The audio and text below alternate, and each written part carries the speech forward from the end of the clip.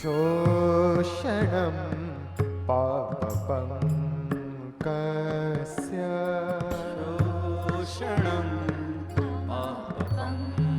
पापपङ्कस्य शोषणं पापपङ्कस्य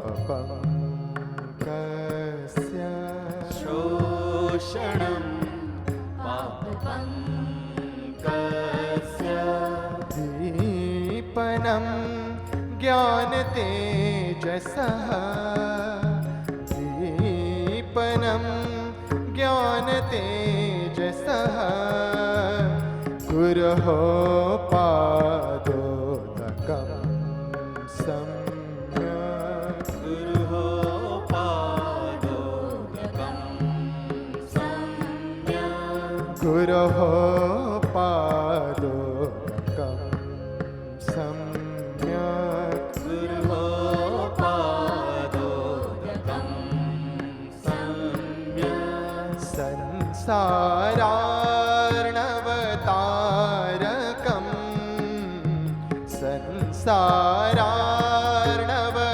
संसारार्णवतारकम् ॐ श्री गुरुदेवाय नमः ॐ श्री गुरुदेवाय नमः ॐ श्री गुरुदेवाय नमः ॐ श्री गुरुदेवाय नमः ॐ श्री गुरुदेवाय नमः ॐ श्री गुरुदेवाय नमः ॐ श्री गुरुदेवाय नमः ॐ श्री गुरुदेवाय नमः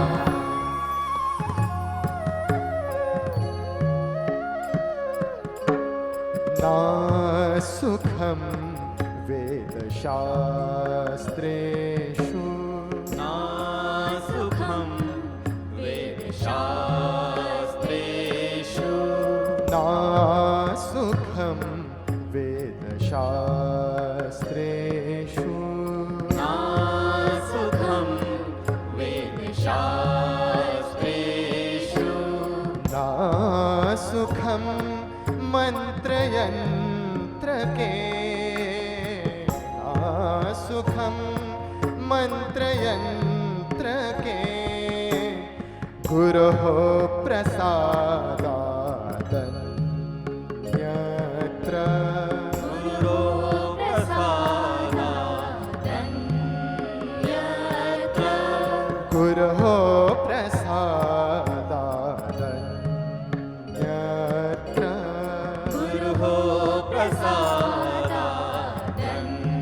प्रसादादन्यत्र सुखं नास्ति महीतले सुखं नास्ति महीतले ॐ श्री गुरुदेवाय नमः ॐ श्री गुरुदेवाय नमः ॐ श्री गुरुदेवाय नमः ॐ श्री गुरुदेवाय नमः ॐ श्री गुरुदेवाय नमः ॐ श्री गुरुदेवाय नमः ॐ श्री गुरुदेवाय नमः ॐ श्री गुरुदेवाय नमः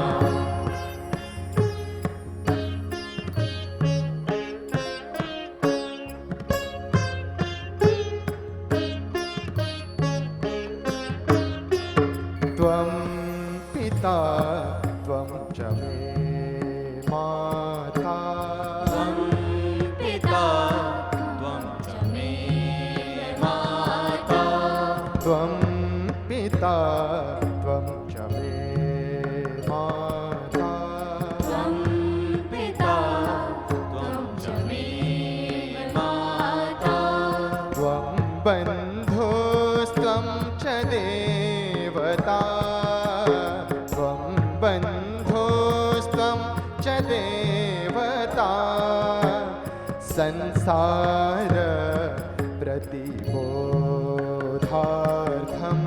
संसार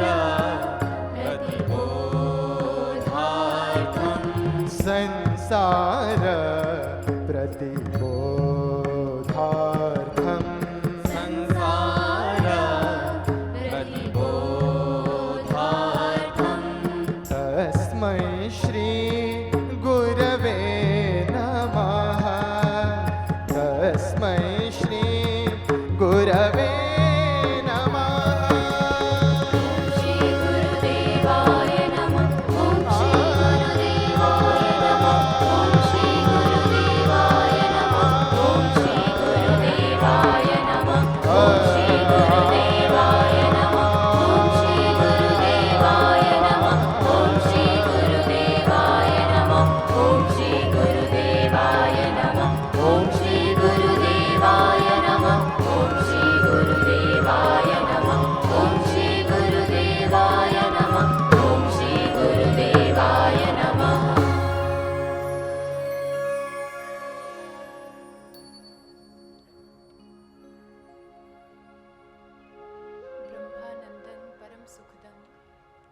केवलं ज्ञानमूर्तिं द्वन्द्वातीतं गगनसदृशं तत्त्वस्य आदिलक्ष्यम् एकं नित्यं विमलमचलं सर्वधी साक्षिभूतं भावातीतं त्रिगुणरहितं सद्गुरुं तं नमामि, सद्गुरुं तं नमामि, सद्गुरुं तं नमामि।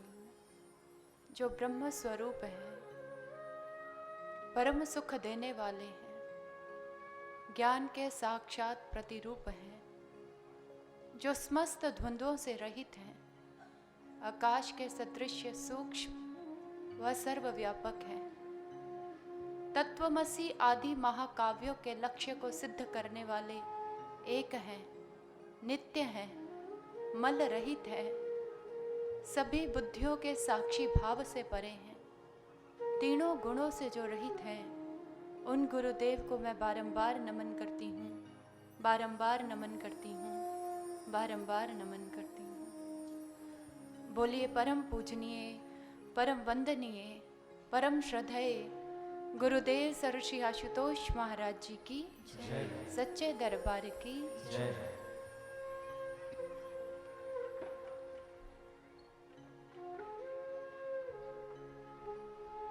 सानिध्य में उपस्थित आदरणीय श्रद्धालुगणों, कथा के इस अंतिम दिवस में हम एक बार फिर से दिव्य ज्योति जागृति संस्थान की ओर से आप सभी का हार्दिक अभिनंदन करते हैं कि आप सभी ने बड़े ही श्रद्धा व भावना के साथ प्रभु की इस कथा को श्रवण किया।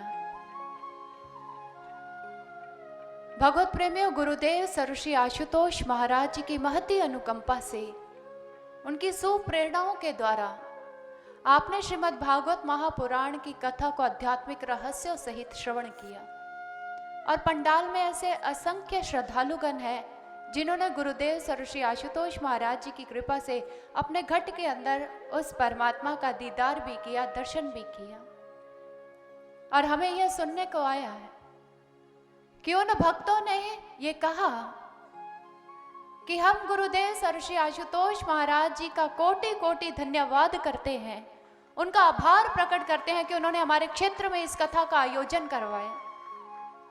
अगर यह कथा इस क्षेत्र में ना होती तो हमें कभी यह पता ना लग पाता कि गुरुदेव सर श्री आशुतोष महाराज जी एक पूर्ण संत है जो ईश्वर का दर्शन करवाते हैं, क्योंकि उन्हीं की कृपा से हमने आज अपने घट के अंदर उस ईश्वर, उस परमात्मा का दीदार किया। ऐसे विचार गुरुदेव सर श्री आशुतोष महाराज जी के विषय में उन भक्तों ने कहे जिन्होंने कथा के दौरान ही परमात्मा का दीदार अपने घट के अंदर किया है। भगवत प्रेमियों, गुरुदेव सर श्री आशुतोष महाराज जी की कृपा से आप भगवान श्री कृष्ण जी के चरित्र, व्यक्तित्व को श्रवण कर रहे हैं। भगवान श्री कृष्ण जी के अगर विचारों को, दिव्य विचारों को, उनके वचनों को हम देखें तो भगवत प्रेमियों वो आज भी हमारे लिए प्रेरणास्पद हैं, आज भी हमारा मार्ग प्रशस्त कर रहे हैं। सहस्त्रों वर्ष व्यतीत हो गए, लेकिन उनकी आज भी उनकी लीलाएं हमारे लिए मार्गदर्शन कर रही हैं। भगवान श्री कृष्ण जी जिन्होंने अपने हाथों में मन मोहिनी बांसुरी को पकड़ा और पकड़कर प्रेम का आह्वान किया, प्रेम का संदेश जनमानस को दिया, तो उन्हीं हाथों ने सुदर्शन चक्र को धारण करके आताताइयों का वध भी किया। और वही हाथ कभी गोवर्धन को धारण करके अभय प्रतिस्वरूप बन जाते हैं। भगवान श्री कृष्ण जी पांडवों के लिए शांति दूत है, तो संघर्ष में वो सुप्रेरणा बनकर मार्ग प्रशस्त करते हैं। युद्ध में अस्त्र शस्त्र ना उठाने की प्रतिज्ञा की, लेकिन वहीं पर वह अर्जुन का सारथी बनने के लिए तत्पर हो गए। और उस समय सारथी का कार्य कोई उत्तम नहीं समझा जाता था, लेकिन फिर भी हमारे प्रभु ने यह किया, क्योंकि वे साधुओं का परित्राण करना चाहते थे, मानव समाज का कल्याण करना चाहते थे, धर्म की स्थापना करना चाहते थे। और धर्म की स्थापना करने के लिए उन्हें कोई कैसा ही कार्य क्यों ना करना पड़े, वो अवश्य करते हैं, वो चाहे कितना ही निकृष्ट क्यों ना हो, लेकिन धर्म की स्थापना के लिए वो उसे स्वीकार करते हैं, बड़े से बड़े अपने अपमान को भी सहन कर जाते हैं। और गंगा प्रवाह की तरह आज भी भगवान श्री कृष्ण जी का चरित्र इस भारत की भूमि पर प्रवाहित हो रहा है, जो आज भी हम लोगों को संदेश दे रहा है। भगवत प्रेमियों, भगवान श्री कृष्ण जी ने हुई आकाशवाणी को सत्य सिद्ध कर दिया और उस कंस का वध कर दिया। मथुरा निवासियों को उस कंस के अत्याचारों से मुक्त कर दिया। लेकिन कंस की जो पत्नियां थी अस्ति और प्राप्ति, उसने जाकर अपने पिता जरासंध को बताया कि हमारे पति को मार दिया है उस ग्वाले ने।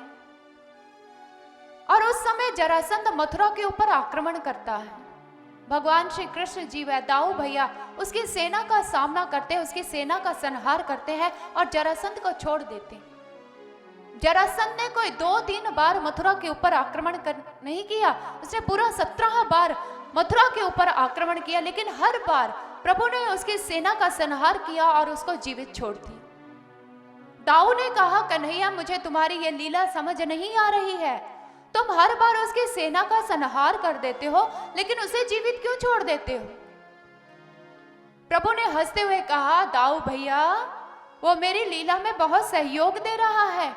कहा तो मुझे खुद जा जाकर उन आताताइयों का वध करना था, उन्हें मारना था, लेकिन जरासंध मेरे इस कार्य में सहयोग दे रहा है। वो खुद ही उन दुष्टों को एकत्र करके ला रहा है, उन आताताइयों को एकत्र करके ला रहा है और मेरे पास ला रहा है और मैं उनका उद्धार कर रहा हूं, उनका वध कर रहा हूं। लेकिन फिर प्रभु कहने लगे, पर दाऊ अगर जरासंध अपने साथ काल यवन को लेकर आ गया तो अत्यंत कठिनाई हो जाएगी, इसलिए हमें शीघ्र ही कुछ कार्य करना पड़ेगा। प्रभु ने शीघ्र ही द्वारिका नगरी की स्थापना करवाई और योग माया के द्वारा समस्त मथुरा निवासियों का वहां पलायन करवा दिया और दाऊ भैया को कहा कि आप मथुरा की सुरक्षा कीजिए और जब जरासंध आएगा तो उसकी सेना का सामना मैं अकेला ही करूंगा। और वही हुआ जिसका डर था। जरासंध इस बार अपने साथ काल यवन को लेकर आता है। इधर प्रभु बिना अस्त्र शस्त्र के उसकी सेना का सामना करने के लिए चल पड़ते हैं। और सामने जैसे ही प्रभु ने काल यवन को देखा तो क्या हुआ, प्रभु युद्ध के मैदान से भाग खड़े हुए। इधर काल यवन ने देखा, अरे ये ग्वाला तो भागता चला जा रहा है। काल यवन अपने रथ से नीचे उतरता है और भगवान श्री कृष्ण जी का पीछा करना आरंभ कर देता है। आगे आगे हमारे बांके बिहारी कृष्ण मुरारी अपना पीतांबर लहराते जा रहे हैं और पीछे पीछे वह काल यवन डग भरता हुआ उनके पीछे ही आता चला जा रहा है। कभी कभी तो काल यवन को लगता था कि बस अभी इसी समय ही मैं इस ग्वाले को पकड़ लूंगा, लेकिन दूसरे ही क्षण प्रभु से कोसों दूर नजर आते और इधर हमारे प्रभु पूरी मस्ती में अपना पीतांबर लहराते हुए उसे खिंचाते हुए वहां से चले जा रहे हैं और एक कंदरा में जाकर छिप जाते हैं। काल यवन भी उस कंदरा में प्रवेश करता और देखता है कि पीतांबर को ओढ़कर वहां कोई सो रहा है और इधर काल यवन ने कट्टाहास करते हुए कहने लगा, थक गया ना तू, निढाल हो गया ना तू, लेकिन देख मेरी शक्ति अभी भी कायम है। आज इस काल यवन के हाथों से तुझे कोई बचा नहीं सकता है, तुझे मारकर मैं जरासंध को प्रसन्न करूंगा। इतना कहते कहते काल यवन ने उस सोए हुए व्यक्ति के ऊपर जोर से पद प्रहार किया और जैसे ही पद प्रहार किया तो क्या हुआ, उस व्यक्ति ने अपने नेत्र खोले और अपने हाथों से अपने ऊपर ओढ़े हुए पीतांबर को हटाया और जैसे ही अपने नेत्र खोलकर अपनी दृष्टि उस काल यवन के ऊपर डाली तो क्या हुआ, वह काल यवन अग्नि की लपटों में धू धू कर जलने लग जाता है। उसका विशाल शरीर देखते ही देखते राख के ढेर में परिवर्तित होकर रह जाता है और इस प्रकार से हमारे प्रभु ने उस काल यवन का भी उद्धार कर दिया। यह गाथा परीक्षित जी श्री सुखदेव मुनि महाराज जी के श्री चरणों में बैठकर श्रवण कर रहे हैं। परीक्षित जी ने हाथ जोड़ते हुए कहा, हे गुरुदेव, कंदरा में सोया हुआ वह व्यक्ति कौन था जिसके दृष्टिपात करते ही काल यवन अग्नि की लपटों के हवाले हो गया और एक राख के ढेर में परिवर्तित हो गया? तो उस समय श्री सुखदेव मुनि महाराज जी बताते हैं कि हे राजन, वो राजा मुचुकुंद थे। जब देवासुर संग्राम हुआ तो देवताओं ने उनको अपने साथ मिला लिया था सहायता के लिए। कितनी देर तक जब वह देवासुर संग्राम चलता रहा तो उन्होंने, राजा मुचुकुंद ने देवताओं की सहायता की और युद्ध समाप्त होने के बाद देवताओं ने राजा मुचुकुंद से पूछा कि राजन, आपकी क्या इच्छा है?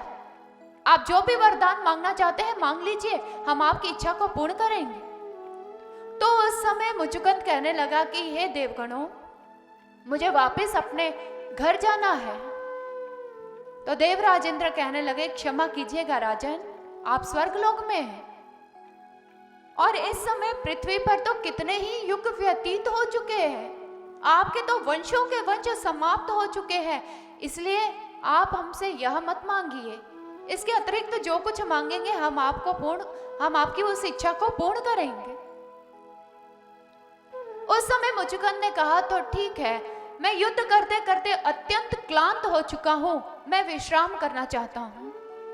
तो उस समय देवताओं ने उन्हें वरदान दिया कि जाइए आप किसी कंदरा में जाकर विश्राम कीजिए, और जो भी कोई आपकी निद्रा में विघ्न उत्पन्न करेगा, आपके दृष्टिपात करते ही वो अग्नि की लपटों के हवाले हो जाएगा।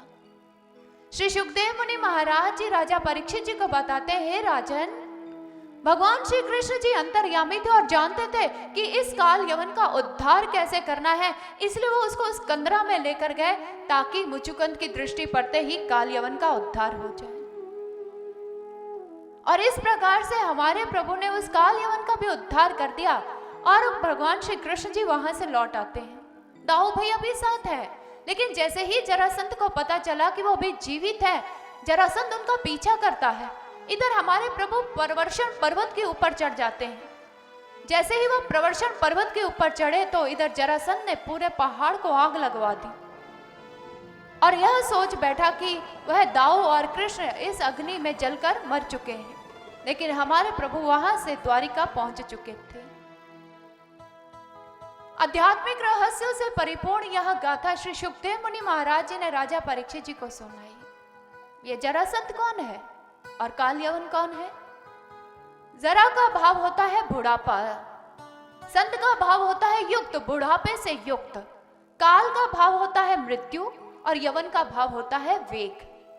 हमारे महापुरुष कहते हैं कि जब भी इंसान के जीवन में वृद्धा अवस्था का आगमन हो जाता है, उसी समय काल भी पूरी गति के साथ उस पर आक्रमण करने के लिए सदैव ही तैयार रहता है। और जैसे ही इंसान वृद्धावस्था को प्राप्त होता है, खुद इंसान अपने मुख से यह बात स्वीकार करता है, अब तो मेरे जीवन के मात्र कुछ ही दिन शेष रह गए हैं, पता नहीं काल कब आक्रमण करे और मेरे प्राणों का हरण करके ले जाए। लेकिन भगवत प्रेमियों, विडंबना है इंसान की कि सब कुछ जानते हुए भी कभी वो परमात्मा की ओर अग्रसर नहीं होता है। और समाज में ऐसे लोग हैं जो कभी ये स्वीकार ही नहीं करते कि मैं वृद्धावस्था को प्राप्त हो चुका हूं। भगवत प्रेमियों, ये सत्य है कि एक दिन काल का आक्रमण सबके ऊपर होगा और हम सभी मृत्यु के ग्रास बन जाएंगे। वह काल हमें अपना ग्रास बनाकर ले जाएगा। उस समय हमारे रिश्ते नाते, हमारी धन दौलत, हमारे पुत्र पुत्रियां, कोई हमारी सहायता नहीं कर पाएगा।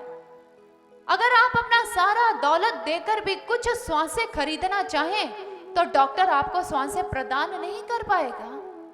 जब भगवान ने उस चेतन शक्ति को बीच में से निकाल लिया तो हमारा ये शरीर मृत घोषित कर दिया जाता है, इसे डेड बॉडी कह दिया जाता है। लेकिन भगवत प्रेमियों, कभी गहनता से विचार कीजिएगा, ऐसा नहीं कि हमने अपने जीवन में कभी शव को ना देखा हो, किसी डेड बॉडी को ना देखा हो, किसी ने, सभी ने देखा होगा। लेकिन उस डेड बॉडी को देखते हुए, उस शव को देखते हुए विचार कीजिएगा, आखिर इस शरीर में से क्या निकल गया। उस समय आंखें भी होती हैं इंसान की, उसका मुख भी होता है, कान भी होते हैं, हाथ पैर सब कुछ वैसे का वैसा ही होता है। लेकिन फिर उसे मृत घोषित क्यों कर दिया जाता है? फिर उसे डेड बॉडी घोषित क्यों कर दिया जाता है? क्योंकि उसमें से वो चेतन शक्ति निकल जाती।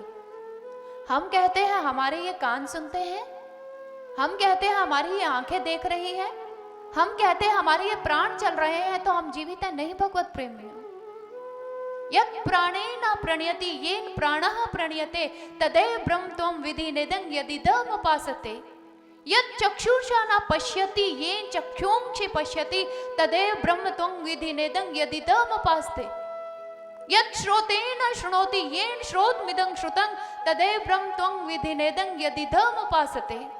हमारे उपनिषदों के ऋषियों ने कहा हमारे ये प्राण खुद नहीं चल रहे, इन प्राणों को चलाने वाली एक शक्ति है।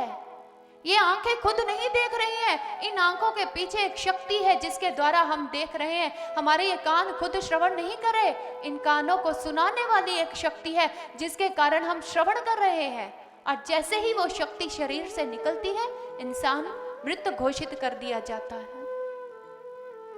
जीवन में इतनी बार डेड बॉडी देखे, इतनी बार शव देखे, लेकिन कभी भी अपने जीवन के लक्ष्य की ओर इंसान अग्रसर नहीं हुआ।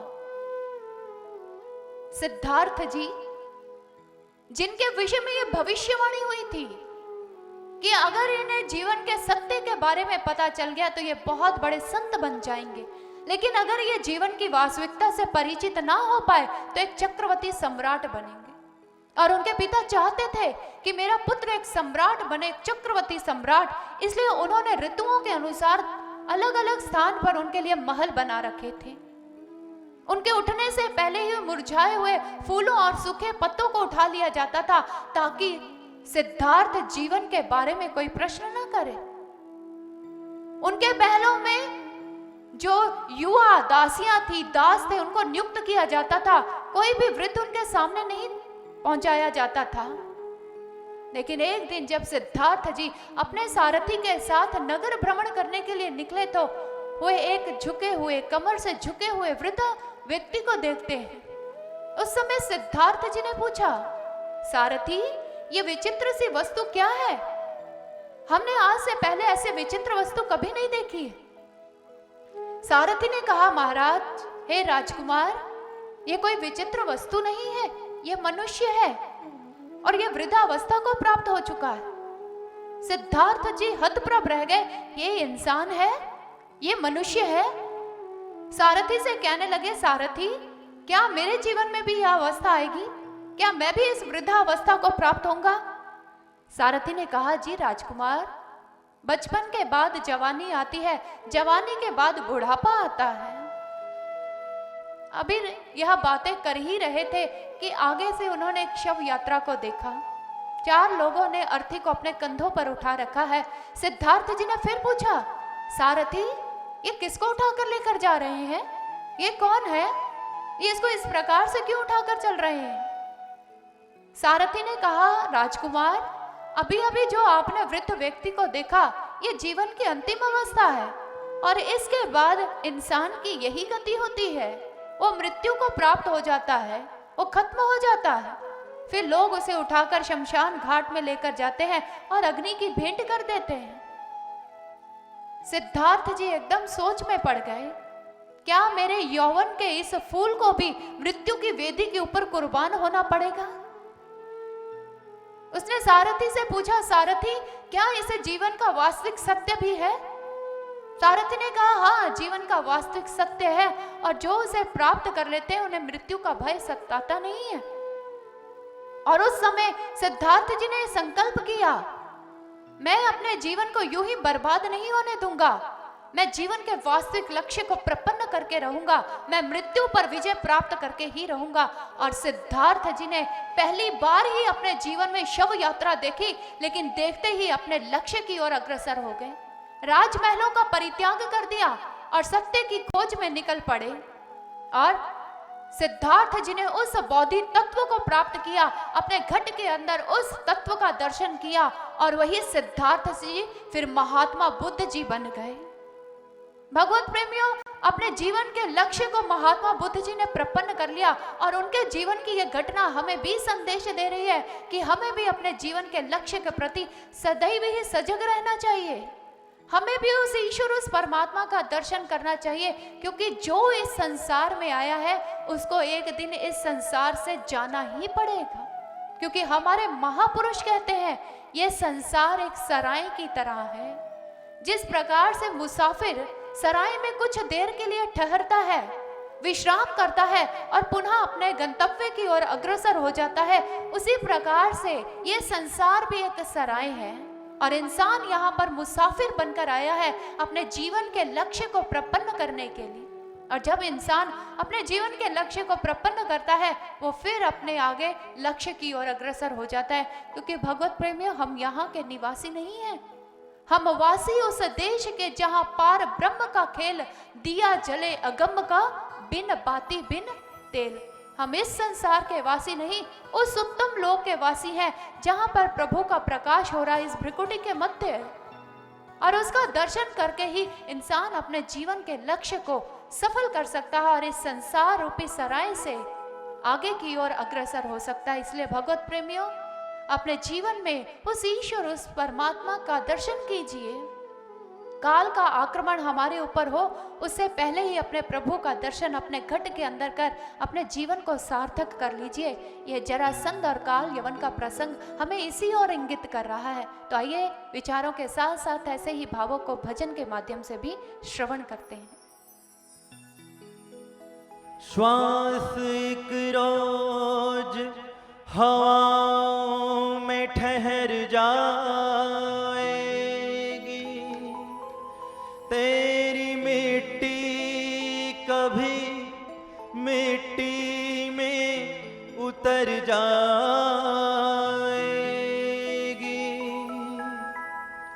किसको मालूम सफर खत्म कहाँ होता है, जाने किस मोड़ पे ये जिंदगी ठहर जाएगी।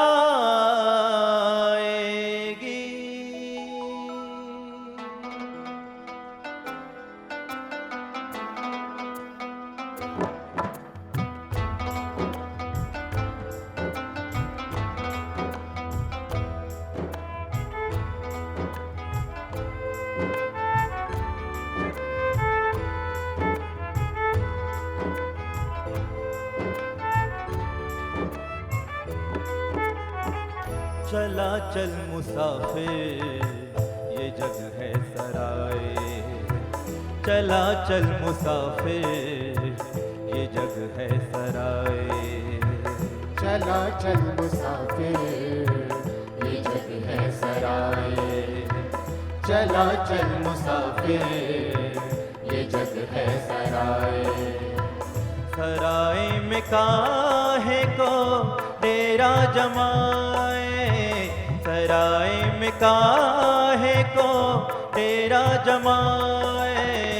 चला चल मुसाफिर ये जग है सराय, चला चल मुसाफिर ये जग है सराय।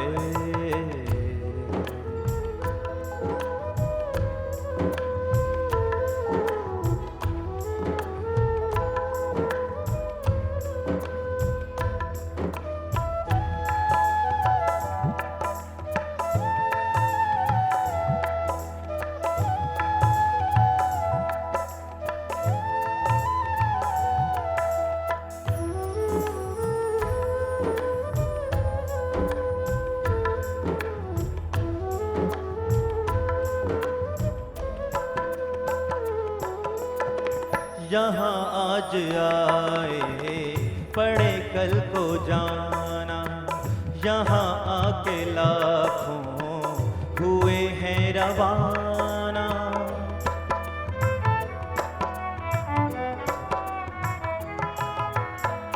यहाँ आज आए पड़े कल को जाना, यहाँ आके लाखों हुए हैं रवाना। तुझे भी है जाना क्यों बिस्तर बिछाए, तुझे भी है जाना क्यों बिस्तर बिछाए। चला चल मुसाफिर ये जग है सराय, चला चल मुसाफिर ये जग है सराय।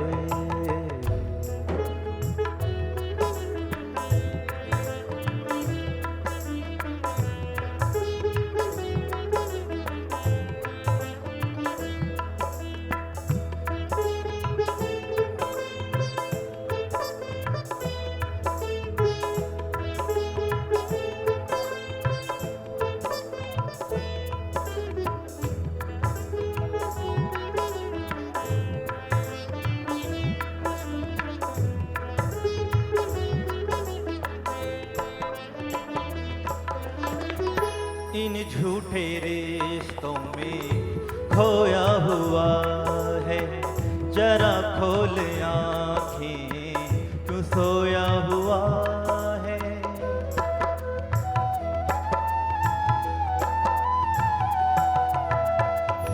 इन झूठे रिश्तों में खोया हुआ है, जरा खोल आँखें, क्यों सोया हुआ है। क्यों जीवन की घड़ियों के मोती लुटाए, क्यों जीवन की घड़ियों के मोती लुटाए। चला चल मुसाफिर ये जग है सराय, चला चल मुसाफिर ये जग है सराय। सराय में काहे को डेरा जमाए, सराय में काहे को डेरा जमाए। चला चल मुसाफिर ये जग है सराय, चला चल मुसाफिर ये जग है सराय। श्वास एक रोज हवा में ठहर जाएगी, तेरी मिट्टी कभी मिट्टी में उतर जाएगी। किसको मालूम सफर खत्म कहाँ होता है, जाने किस मोड़ पे ये जिंदगी ठहर चला जाए। चल मुसाफिर ये जग है सराय।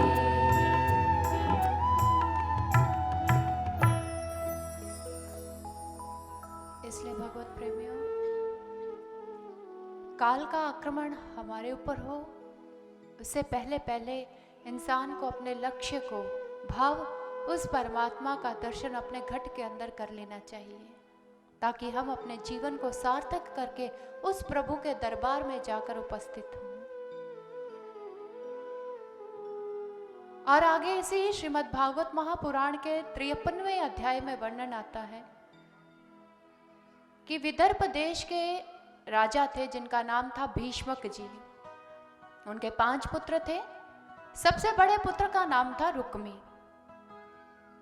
और उनकी एक कन्या भी थी और उनकी कन्या का नाम था श्री रुक्मणी जी।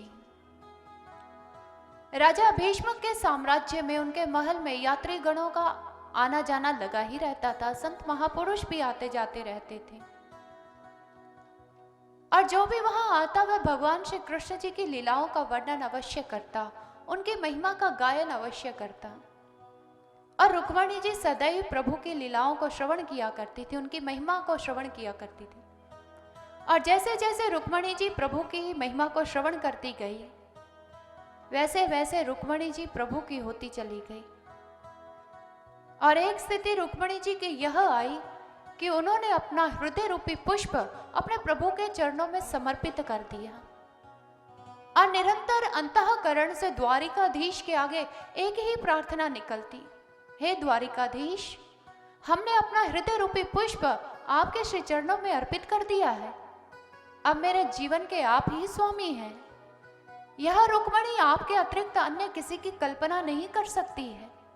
हमने आपको ही अपना सर्वस्व मान लिया है। उस राजमहल में रुक्मणी जी का जब मन नहीं लगता तो गौरी मंदिर में चले जाया करती, गौरी माँ का पूजन किया करती, बड़े श्रद्धा भाव से गौरी माँ का अर्चन करती और प्रार्थना में यही भाव होते, हे माँ, मैंने हमेशा तेरी भक्ति की है, अपने भाव अपनी श्रद्धा तेरे चरणों में अर्पित की है। हे गौरी माँ, अगर किसी एक क्षण के लिए भी तू मेरी भक्ति से प्रसन्न हुई है, अगर एक पल के लिए भी तू मेरी प्रार्थना को अपने श्री चरणों में तूने स्वीकार किया है, तो गौरी माँ, मेरी एक ही मनोकामना है, उसे पूर्ण करना। और मेरी मनोकामना यह है कि द्वारिकाधीश मुझे पति रूप में प्राप्त हो। वह गौरी माँ के मंदिर में जाकर पूजन करती, उद्यान में खिले हुए फूलों को देखती, आकाश में छाए हुए जब काले काले बादलों को देखती तो रुक्मिणी जी का मन बरबस ही भगवान श्री कृष्ण जी की ओर आकृष्ट हो जाया करता था। उनके हृदय की वीणा की तारों पर कृष्ण के नाम की सरगम बजने लग जाती थी, और जैसे ही कृष्ण के नाम की सरगम उनके हृदय रूपी वीणा की तारों पर बजती थी तो उनका रोम रोम मयूर की भांति नृत्य कर उठता था। वे भगवान श्री कृष्ण जी के सपनों में सदैव खोई रहती, तरह तरह की कल्पनाएं द्वारिकाधीश को लेकर किया करती थी और सोचा करती थी कि वह दिन कब आएगा जब मैं द्वारिकाधीश की अर्धांगिनी बनूंगी, वह मेरे स्वामी बनेंगे और मैं उनके श्री चरणों की दासी बनूंगी।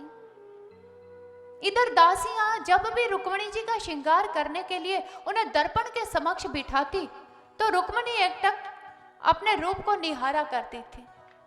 जब उनकी दासियां उनके हाथों में कंगन पहनाया करती थी तो मानो रुक्मिणी जी की आत्माएं ये कहा करती थी, अरे रुक्मिणी, इन हाथों में कृष्ण नाम के कंगन कब धारण करेगी।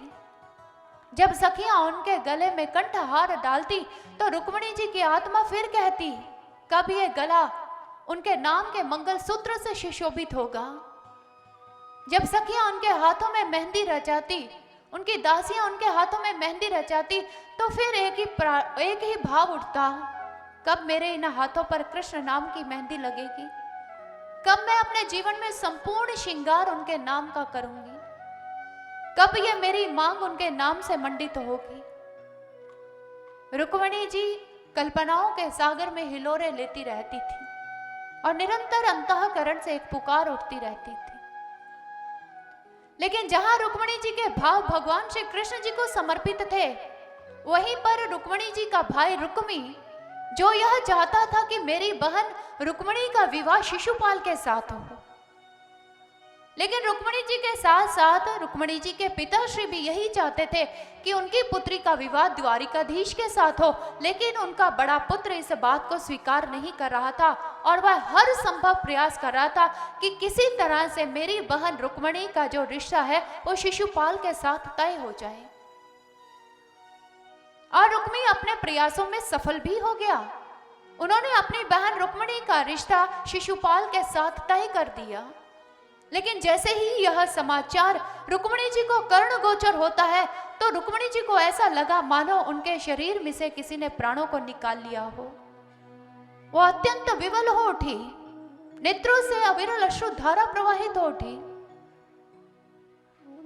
और मन ही मन यह कहने लगी, हे द्वारिकाधीश, मैंने तो आपके नाम के सपने देखे हैं, मैंने अपने जीवन का हर पल आपके साथ बिताने के सपने देखे हैं, फिर आपके होते हुए भला मैं किसी अन्य की कैसे हो सकती हूँ। हे द्वारिकाधीश, क्या आप नहीं जानते हैं कि आर्य व्रत की नारी जब एक बार किसी को अपना पति स्वीकार कर लेती है तो परपुरुष का चिंतन भी नहीं करती है। हे प्रभु, मैं तो मात्र आपकी होना चाहती हूँ, मैं आपके अतिरिक्त किसी अन्य की नहीं होना चाहती हूँ और ना ही किसी के बारे में सोचना चाहती हूँ। इधर रुक्मिणी जी के विवाह के दिन समीप आ रहे थे। जैसे जैसे विवाह के दिन समीप आ रहे थे वैसे वैसे रुक्मिणी जी की चिंता बढ़ती जा रही थी। वो अत्यंत विवल होती जा रही थी, एकांत में बैठी रहती, ना कुछ खाती, ना कुछ पीती, ना किसी से बात करती, सदैव रुदन करती रहती और मन पुकार पुकार कर यही कहता, प्रभु कब मिलोगे आप, कब मुझे आपके दर्शन होंगे, कब आप मुझे स्वीकार करोगे। इधर सारे महल में चहल पहल हो रही है क्योंकि विवाह के दिन समीप आ रहे हैं। सभी रुक्मिणी जी को आकर बधाइयां दे रहे हैं, लेकिन वह बधाइयां भी रुक्मिणी जी स्वीकार नहीं कर पा रही हैं। सभी और मंगल वाद्य बज रहे हैं, महल को दुल्हन की भांति सजाया जा रहा है, लेकिन इधर रुक्मिणी जी का हृदय बंजर की भूमि की तरह हो चुका था, जहां कोई उत्साह के फूल नहीं खिल रहे थे। रुक्मिणी जी सोच रही, मैं क्या करूं, मैं कैसे अपने मन के भावों को द्वारिकाधीश तक पहुंचाऊं।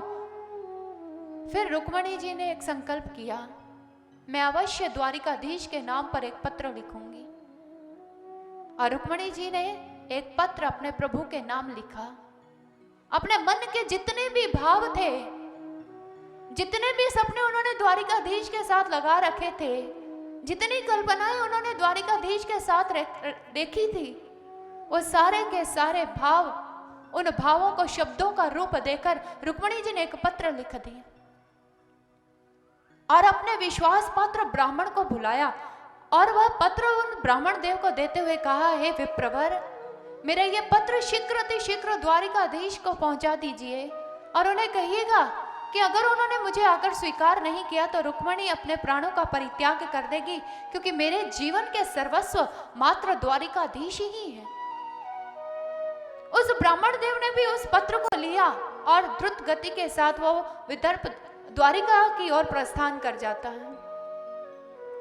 जैसे ही द्वारिका पहुंचा, सैनिक को जाकर कहा कि मैं द्वारिकाधीश से भेंट करना चाहता हूं, मैं विदर्भ देश की राजकुमारी रुक्मिणी का संदेश लेकर आया हूं।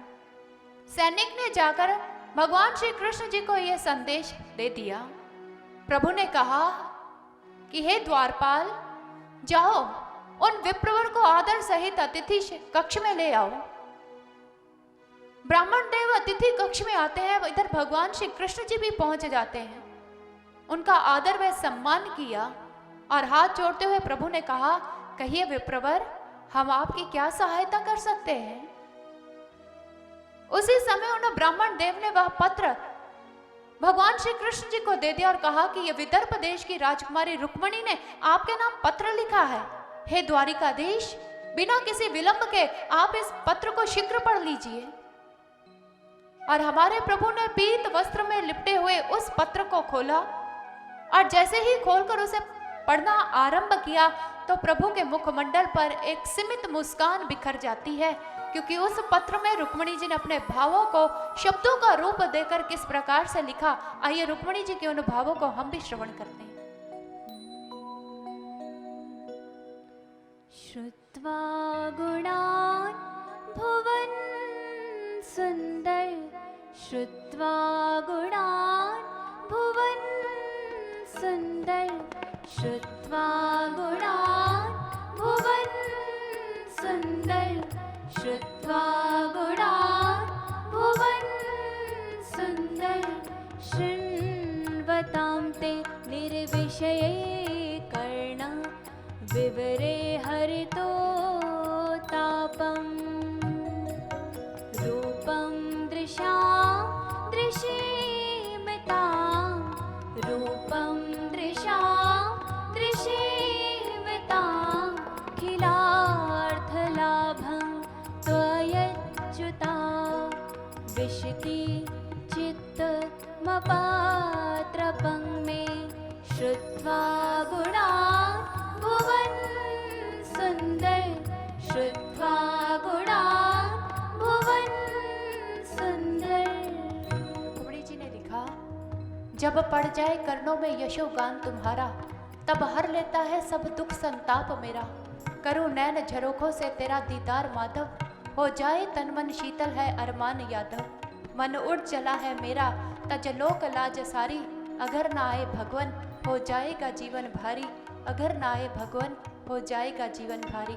हे प्रभु, जब से मेरे इन कर्णों ने आपकी महिमा को श्रवण किया है, मैंने मन सा वचना कर्मणा के द्वारा अपने आप को आपके श्री चरणों में समर्पित कर दिया।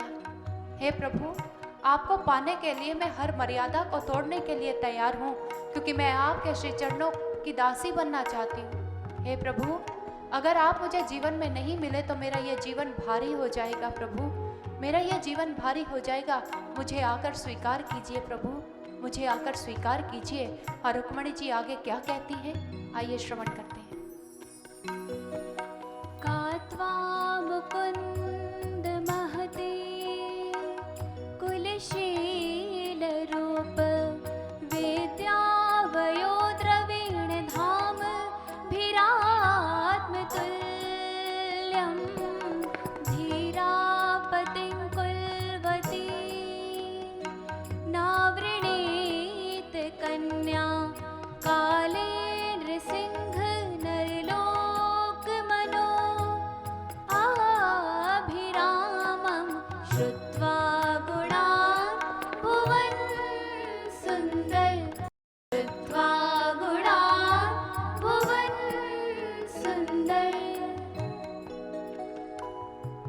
रुक्मणी जी आगे लिखती हैं, सिंह का शिकार अगर श्रृंगार ले जाएगा, बताओ ऐसा अत्याचार क्या तुमसे सहा जाएगा?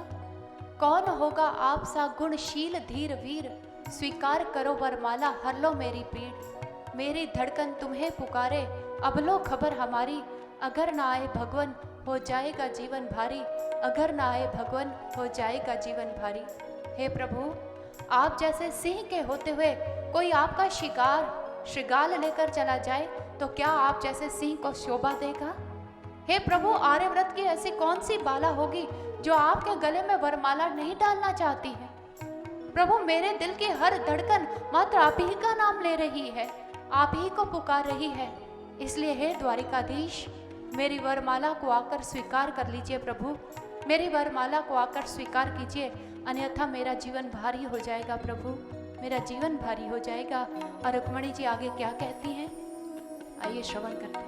शोभा बिनेत मजितो द्वहने विदर्भान, गुप्ताः समेत पृतनापते विपरीता नेमथ चैद्यं गदेन्द्र बलं प्रसहये मां राक्षसेन विदनो द्वः वीरशुल्कां श्रुत्वा गुणा भुवन सुन्दर, श्रुत्वा गुणा भुवन सुन्दर। आगे रुक्मणी जी कहती हैं, चाहे राक्षस विधि से ही करो मेरा समर्थन, अब आकर करो तुम मगधराज का मर्दन।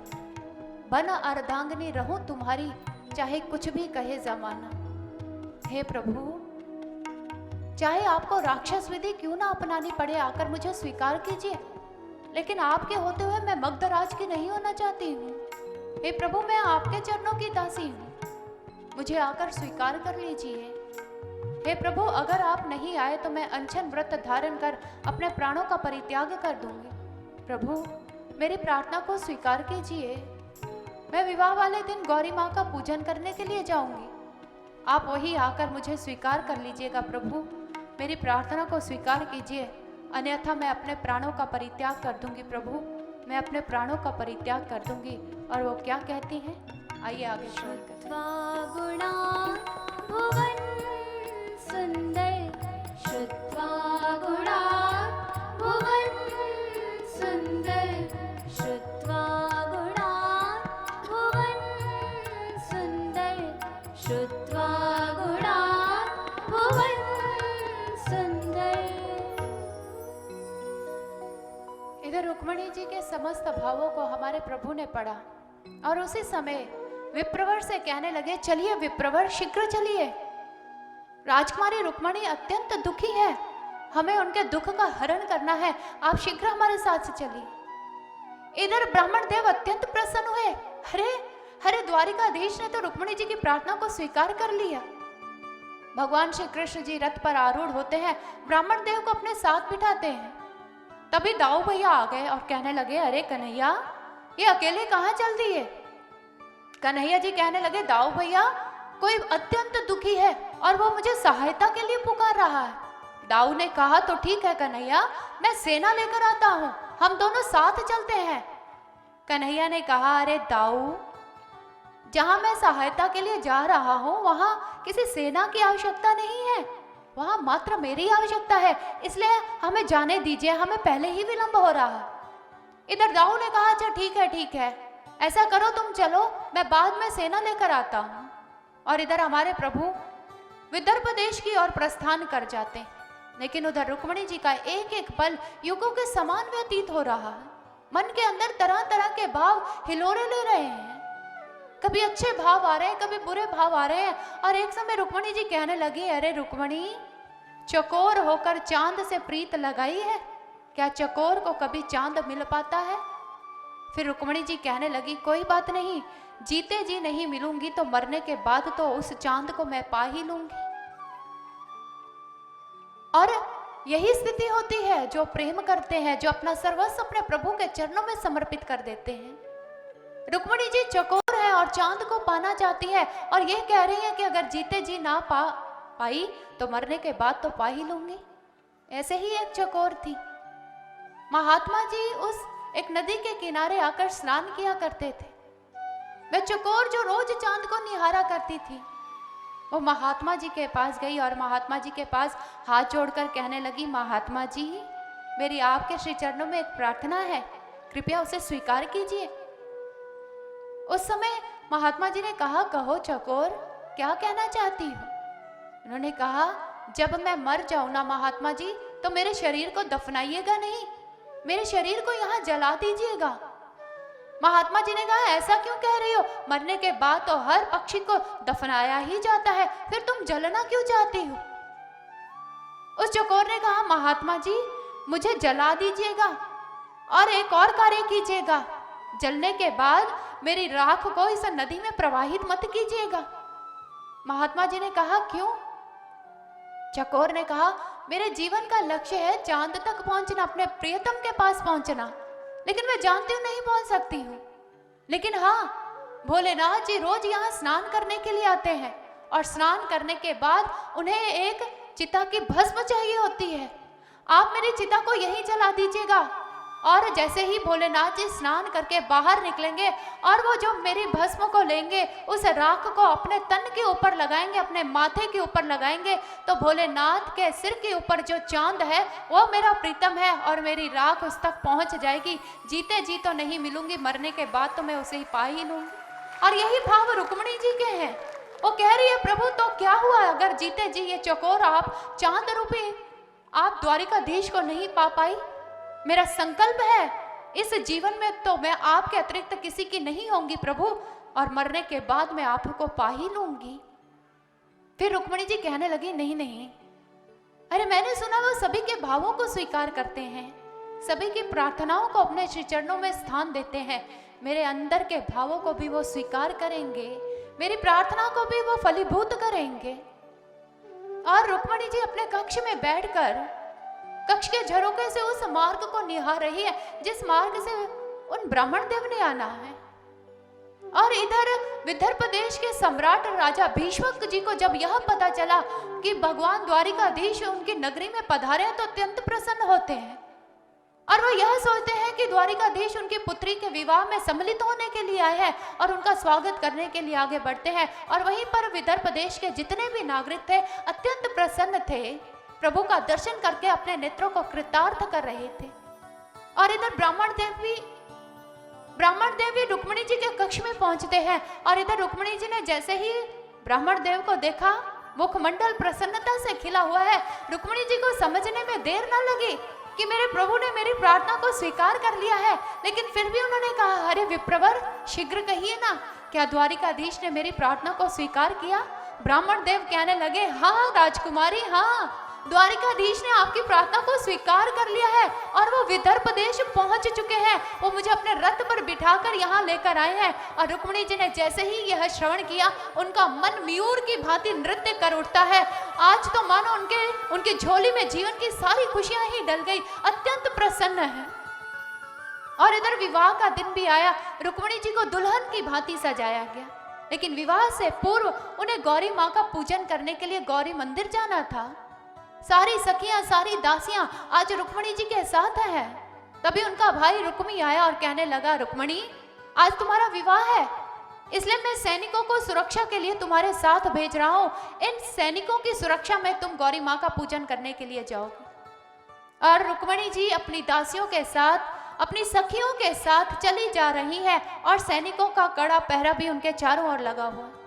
लेकिन रुक्मिणी जी के हाथों में आरती का थाल है और बातों ही बातों में कभी इधर देख रही हैं, कभी उधर देख रही हैं, ताकि किसी बहाने उन्हें कहीं से द्वारिकाधीश की एक झलक दिखाई पड़ जाए। इधर रुक्मिणी जी गौरी माँ के मंदिर में पहुंच जाती हैं। इधर शिशुपाल, जरासंध इत्यादि अपने रथों पर सवार होकर, उनका भाई भी मंदिर के बाहर जाकर खड़े हो जाते हैं। इधर रुक्मिणी जी मंदिर में गौरी माँ का पूजन कर रही हैं और इधर द्वारिकाधीश भी अपना रथ लेकर उन महारथियों के रथों के पीछे लाकर खड़ा कर देते हैं। इधर रुक्मिणी जी ने गौरी माँ के चरणों में अपने श्रद्धा भाव अर्पित किए और आज पुनः वही प्रार्थना की है, गौरी माँ अगर मेरी भक्ति से प्रसन्न है तो आज यही आशीर्वाद दे कि द्वारिकाधीश मुझे पति रूप में प्राप्त हो जाए। और जैसे ही इधर रुक्मिणी जी ने गौरी माँ का पूजन समाप्त किया और वह मंदिर से बाहर आती है, उसी समय भगवान श्री कृष्ण जी अपने सारथी दारुण से कहते हैं, दारुण रुक्मिणी ने प्रार्थना संपन्न कर ली है, इसलिए द्रुत गति के साथ रथ को मंदिर की ओर लेकर चलो।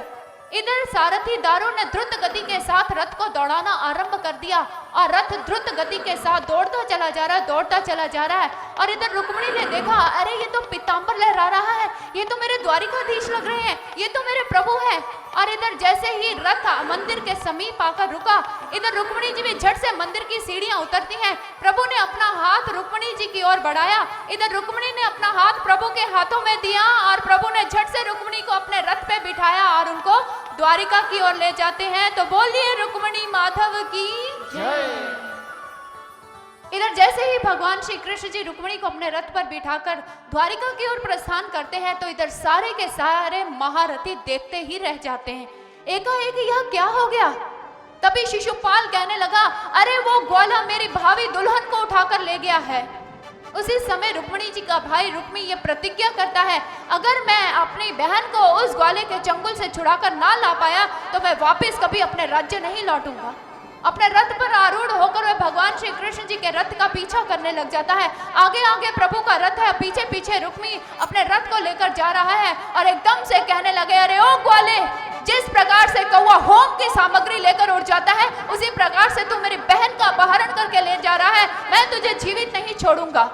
इधर रुक्मी ने प्रभु के ऊपर कितने ही अस्त्रों शस्त्रों से प्रहार किया, लेकिन प्रभु ने उसके हर अस्त्र शस्त्र को काट दिया और अंत में उसे रस्सी के साथ उसी के रथ के साथ बांध देते हैं। और जैसे ही तलवार लेकर रुक्मी को मारने के लिए प्रभु उद्धत हुए तो रुक्मिणी जी प्रभु के श्री चरणों में गिर जाती है।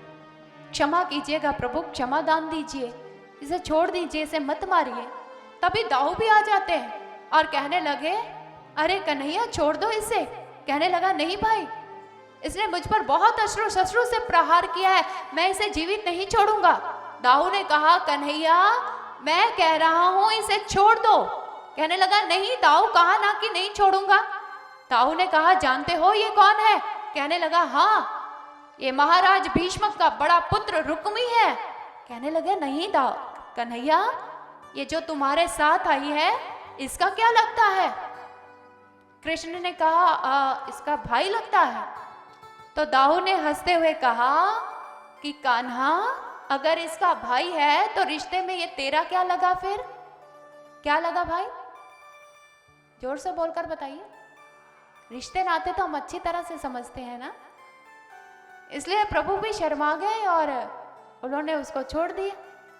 लेकिन इधर द्वारिका में यह प्रसन्नता भरी खबर पहुंच चुकी थी कि हमारे द्वारिकाधीश एक सुंदर सी राजकुमारी को लेकर द्वारिका आ रहे हैं। इधर द्वारिका वासियों ने सारे नगर को दुल्हन की भांति सजा दिया, जगह जगह पर तोरण द्वार बनाए गए, मार्ग के ऊपर गुलाब जल को छिड़का गया, पुष्पों से उसे सजाया गया और समस्त लोग प्रभु का और रुक्मिणी का दर्शन करने के लिए चले आ रहे हैं। और फिर उसके बाद हमारे प्रभु रुक्मिणी जी को लेकर द्वारिका में प्रवेश करते हैं और समस्त द्वारिका वासियों ने प्रभु और रुक्मिणी जी के दर्शन किए, अत्यंत प्रसन्न होते हैं, उनके ऊपर पुष्पों की वर्षा करते हैं, अबीर गुलाल की वर्षा करते हैं। और द्वारिका आकर प्रभु ने पूरे विधि विधान के साथ रुक्मिणी जी का पाणी ग्रहण करते हैं। सुभद्रा रुक्मिणी जी को दुल्हन की तरह सजाती है। उसके बाद प्रभु की सप्तपदी हुई। प्रभु ने अपने रुक्मिणी जी के गले में मंगल सूत्र डाला और सिंदूर के द्वारा उनकी मांग को अपने नाम से मंडित कर दिया। और उसके बाद रुक्मिणी जी सदा सदा के लिए हमारे प्रभु के चरणों की दासी बन गई, उनकी अर्धांगिनी बन गई।